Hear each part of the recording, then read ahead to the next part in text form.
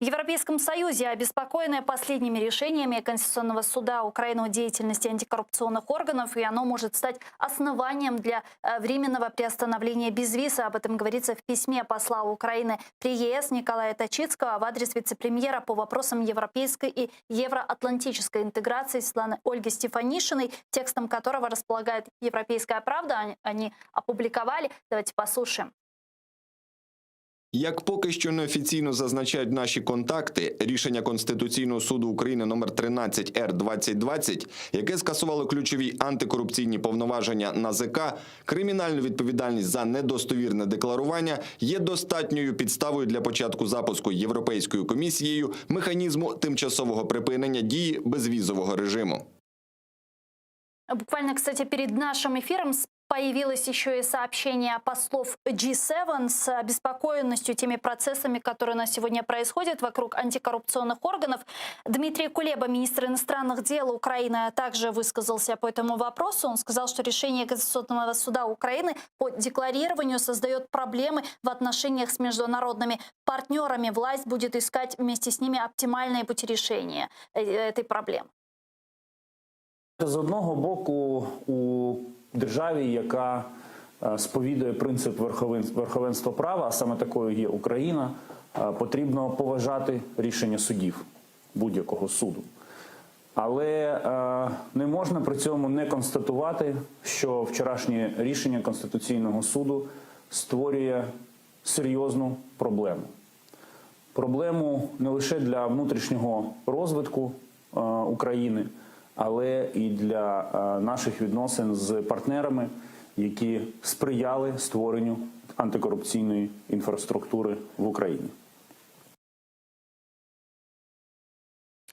Експерт з конституційного права Богдан Бондаренко з нами зараз на прямому зв'язку. Пане Богдане, вітаю вас. Добрый день. Как решение Конституционного суда в целом отразится на всей антикоррупционной системе Украины? Національне агентство з питань запобігання корупції не має повноважень по контролю, моніторингу і перевірки декларацій. Стаття 366 з приміткою 1 декларування недостовірної інформації декриміналізована. Відповідно, всі провадження по ній мають бути закриті. Далі тепер питання полягає в тому, що взагалі чи можна, насправді так далі, якщо йти, чи можна в подальшому використовувати будь-яку правову базу, отриману НАЗК, в межах здійснення ними раніше повноважень по моніторингу декларацій. Тобто на чому ґрунтується далі, воно зараз визнано ці повноваження такими, якими неконституційними. А неконституційними не визнані і в ретроспективні дії назад так само. У зв'язку з цим питання в тому тепер полягає, який законопроект вносити, як вирішувати цю всю колізію. Але ще більшою проблемою є те, що Конституційний суд своєю правовою позицією как можно поменять Конституционный суд? Какие правовые нормы для этого нужно предпринимать?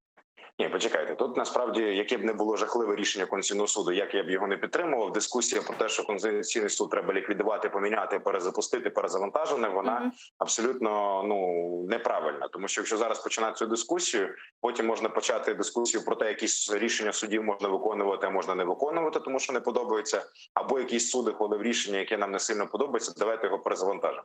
З точки зору механізмів, якимось чином переробити суд будь-яких, їх немає. Тому що звільнення суддів 2/3 голосів самих суддів, для того, щоб щось зробити з Конституційним судом, змінити правила, треба внести зміни до Конституції України. А щоб внести зміни до Конституції України, Конституційний суд дає висновок, так званий превентивний конституційний контроль. А він заблокує всі ці процеси. Насправді, я б нормально поставився до цього рішення і наслідків, якби якась інша мотивація була. Якби мотивація була якраз хоча б таку, яку можна сприйняти. А у них мотивація інша. У них мотивація, що нічого не можна робити. Это политическая мотивация, как вы думаете? Это политическая мотивация? Будь-які рішення Конституційного суду так чи інакше політичне, навіть якщо хороше, правильне, ідеальне тощо. Тому що Конституційний суд в такій системі знаходиться, що він виносить рішення стосовно політичних справ. Але конкретно в цьому випадку мені здається, що це було ще не тільки власне якимось політичним рішенням, це було ще історією з внутрішньокорпоративною культурою. Пане Тарасе, что нас ждет, как думаете? А що нас жде? Нас жде повернення в світове минуле, насправді. Я тут згоден, ми не маємо що робити з цією ситуацією, ми маємо міняти ситуацію в країні, ми маємо обрати таку владу, при якій навіть найнегативніші, найкорумпованіші особи, вже, на жаль, існуючому Конституційному суді України, мають розуміти, що не можна переступати через закон. Чомусь всі ті антикорупційні законодавства було ухвалено кілька років назад, Конституційний суд навіть не думав братися за такі речі, ніхто не збирався нічого подавати. Помінялася влада і дуже швидко на це пішли.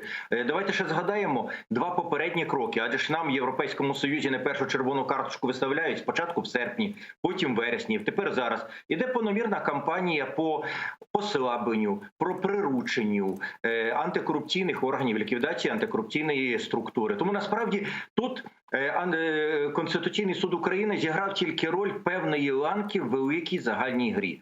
Я трошечки добавлю ще один нюанс щодо наслідків внутрішніх. Насправді вони дуже погані. Тут пан Богдан сказав про деякі речі. Я нагадаю, є пряма норма Конституції, згідно з якою закон не має зворотньої сили, окрім випадків, коли він пом'якшує або знімає відповідальність. І саме через цю норму конкретно всі відкриті до цього часу кримінальні провадження відповідно до цих статей, відповідно до зібраних цим способом матеріалів, мають бути закриті, про що вже досить відверто і говорять. Та наробка, яка так повільно, так важко розкручувалася, нарешті десь вийшла на якийсь вже проміжний старт, вона вся анулюється, вся відкидається. У західному світі, там буде повне несприйняття. Хтось говорить, я пригадую, як тиждень назад нам розказували, що скасування безвізу скасовується. Та ні, воно ніким не скасовується. Більше того, я скажу річ, яку я знаю, як все-таки міжнародник. Насправді процедура вже запущена. Вона вже йде. Це попередня стадія збору і підготовки інформації. Найближчий наступний етап, він стане невідворотнім. Тоді це вже стане зупинка реальна. На превеликий жаль, ми приступили крайню межу. Рішення Конституційного суду України, на превеликий жаль, це є рішення далекі дуже від правових факторів, це є рішення, яке виникло саме внаслідок загальної політичної діяльності, яка відбувається в Україні останнім часом. Це дуже сумно, але, на жаль, це є той тренд, яким ми йдемо. Просто деякі речі виконуються не своїми, а чужими руками.